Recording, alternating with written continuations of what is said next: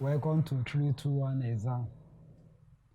In our biology today, I will be taking support and movement. Support and movement. Movement is one of the characteristics of living things.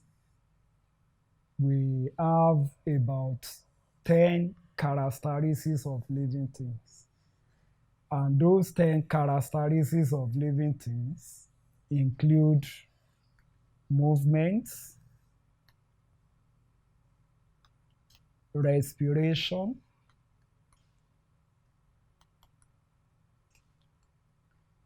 nutrition, irritability,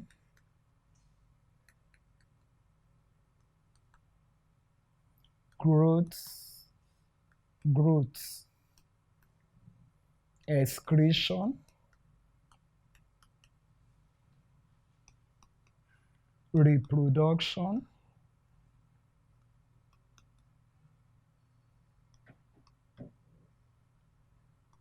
competition, adaptation, lifespan. We have some living organisms that they cannot move because they have poorly developed skeletal muscles.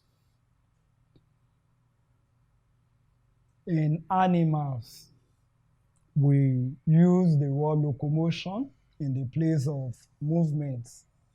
The reason for this, animals can move the entire body parts, unlike plants where the movement is limited or is restricted to some organs such as shoots and roots. The reason for locomotion or the need for locomotion in animals include in searching for favorable environment, food, mate, shelter, and what have you. In plants, movement is called bending movement. The movement in plants is directed by the nature of the stimuli or the stimuli. And the movement in plants can either be positive or negative response. When a plant moves away from the stimulus, it is called negative stimulus. But if the plant moves towards the stimulus, it is positive.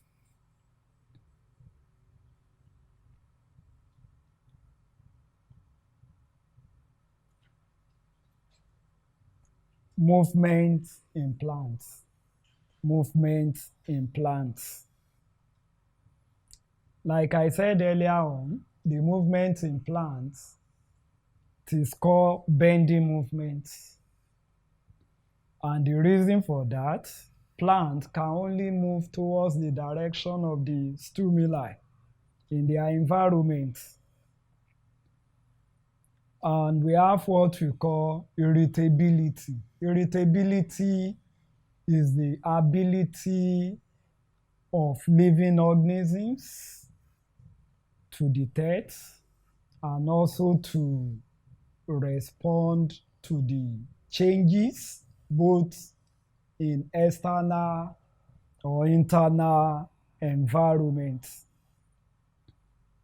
The movement in plants are induced by the external stimuli. And these movements in plants can be categorized into tropism. In the place of tropism, we can use tropic movements, and the second category is tactics. Tactics or the tactic movements in plants.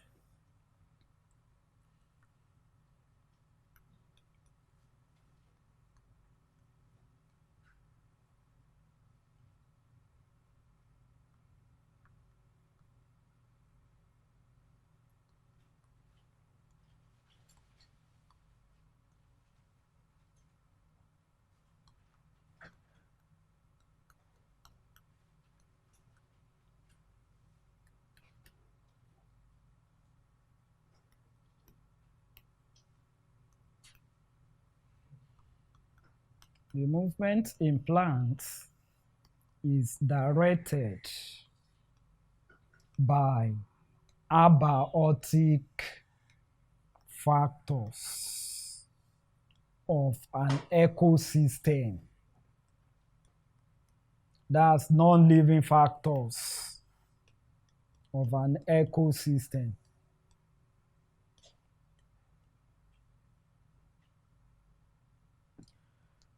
Under the movement in plants, the first one we have Geotropism or geotropic movements.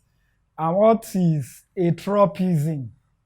Is a movement of part of a plant, not the whole part of the plant, part of a plant in a response to and directed by an external stimulus or external factors.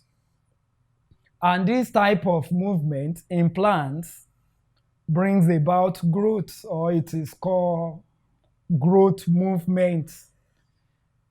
Tropic movement in plant can either be positive if the plant moves towards the stimulus, but if the plant moves away from the stimulus, it is called negative movement or the negative tropism.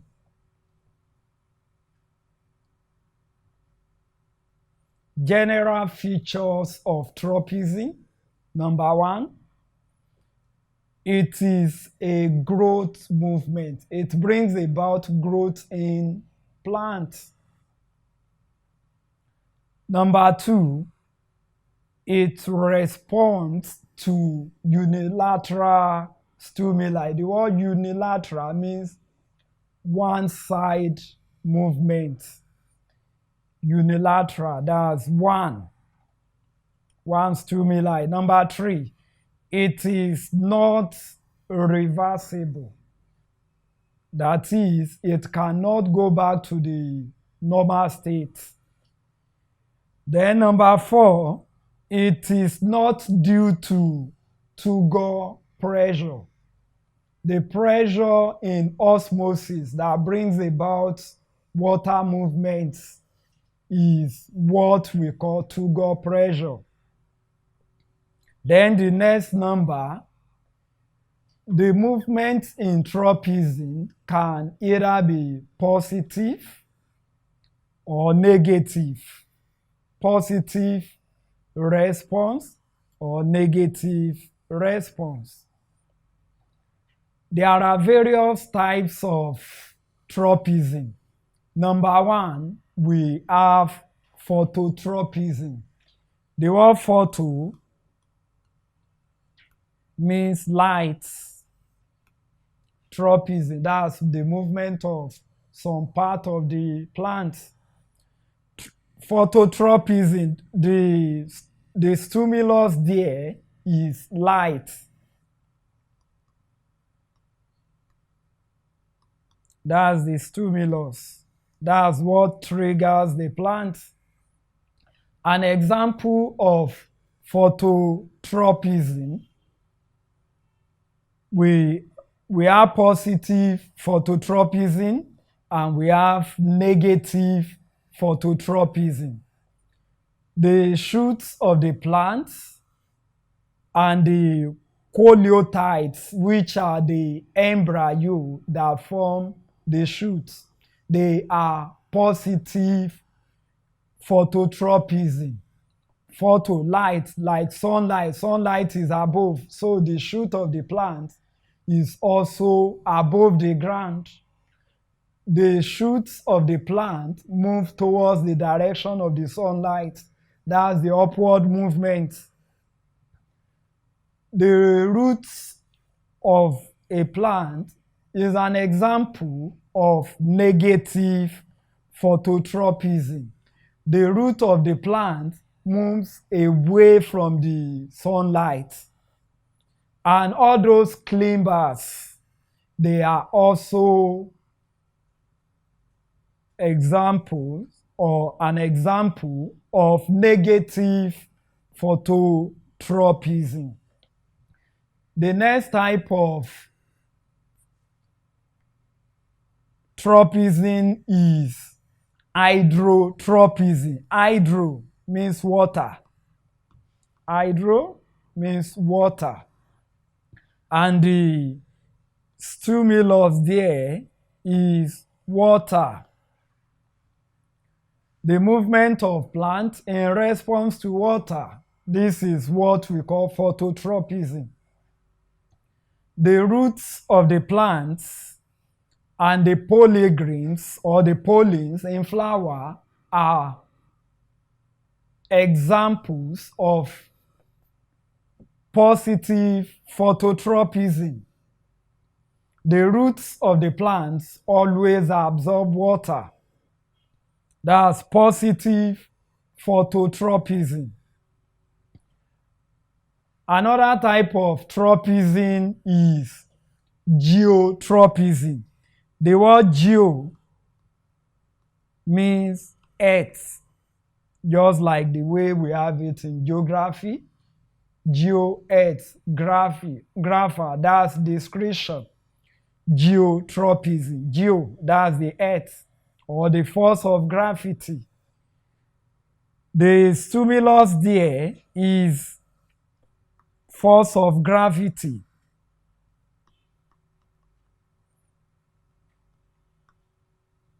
Force of gravity. That's the stimulus. Geotropism is the movement in plants, in part of the plant, in response to gravity or force of gravity.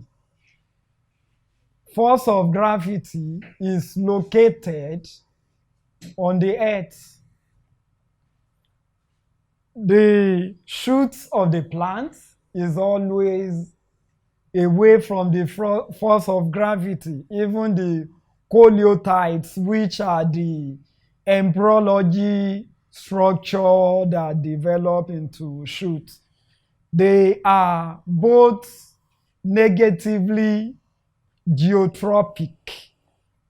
And the roots of the plants, the rhizomes, the runners plants, they have positive geotropism. One of the JAMB questions, the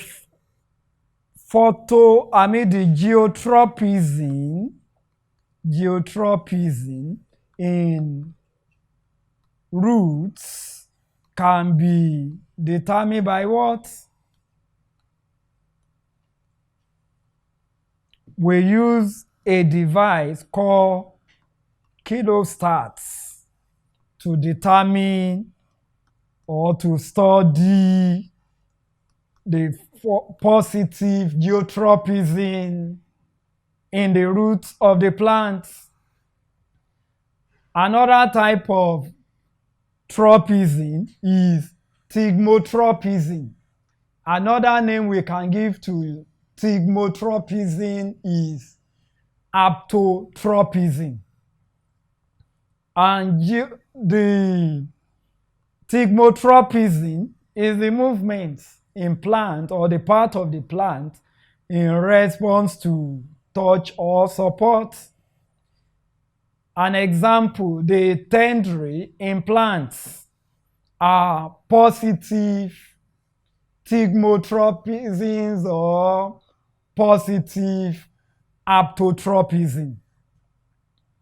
We have some set of plants called insectivorous plants. Insectivorous plants are also known as carnivorous plants.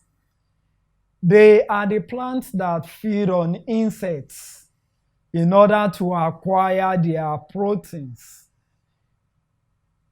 Those plants are found in areas with low nitrogen content or nitrates.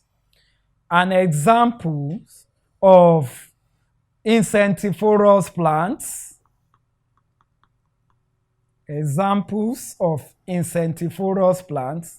we have sundew, we have the pitcher plants, we have Phoenix fly trap. All these plants are, we also have the butterworts. They are carnivorous plants and they have positive Tigmotropism or positive Phototropisms. This brings us to the end of this lesson. See you in the next lesson.